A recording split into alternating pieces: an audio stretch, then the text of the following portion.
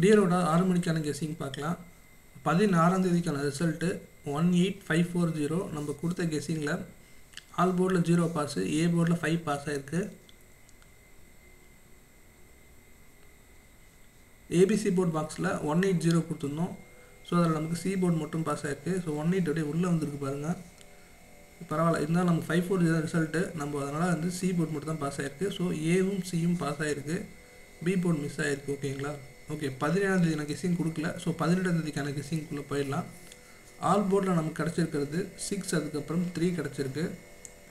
ஏ போர்டில் 7, அதுக்கப்புறம் 4 கிடச்சிருக்கு. பி போர்டில் 8, அதுக்கப்புறம் 4 கிடச்சிருக்கு. சி போர்டில் 8, அதுக்கப்புறம் 7 கிடச்சிருக்கு. ஏபிபிசிஎஸ்சியில் 7447, 8448 கிடச்சிருக்கு. ஏபிசி போர்ட் பாக்ஸில் 748293 கிடச்சிருக்கு.